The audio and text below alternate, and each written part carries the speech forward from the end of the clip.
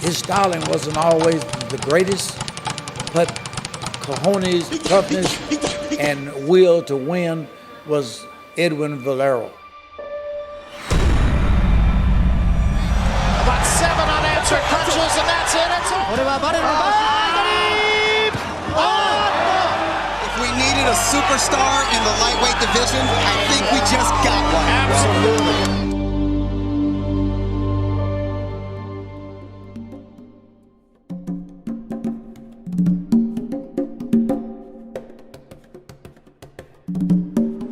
When he was a kid, boxing was very big in Venezuela. He loved boxing. He really wanted to be number one.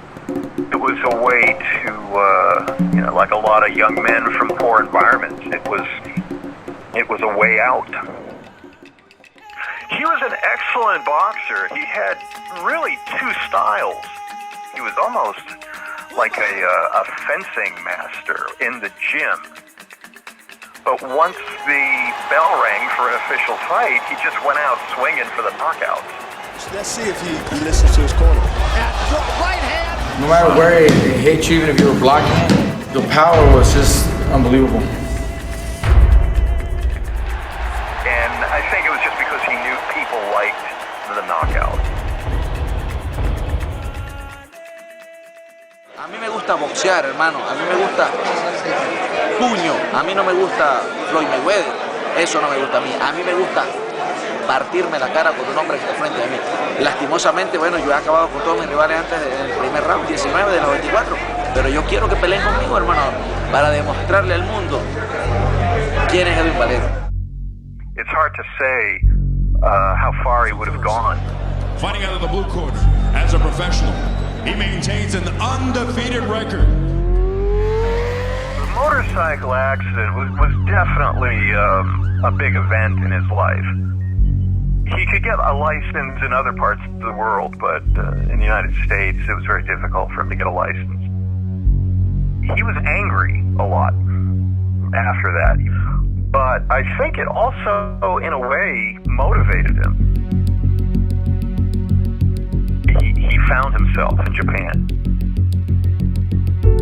The fans in Japan loved him. They thought he was like a rock star.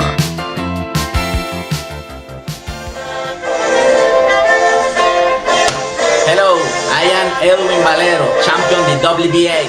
He could have had a career just in Japan, but he knew that there was bigger money to be made in the United States, so he always had that on his mind.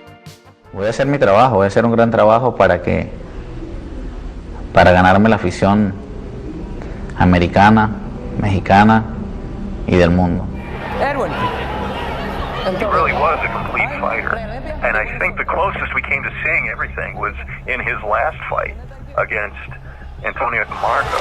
Ladies and gentlemen, this is the classic story of the Matador versus the Bull. He suffered a bad cut. He had to go on the defensive and still throw his bombs. That was quite a performance. It was probably as good as we saw him. Maybe he was even better than that. We'll never know. I don't think it was a single episode that sparked his demise. He had a lot of problems, serious mental problems. He had drug problems. I think it was what they might say, it was just a perfect storm. And that's what his family and her family both say, that you could see it coming. Police in Venezuela say boxer Edwin Valero has killed himself in his jail cell just hours after he was arrested in the killing of his wife. When he died, America just treated him as, this monster, this crazy character.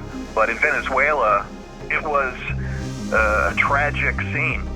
It was the downfall of their sports hero.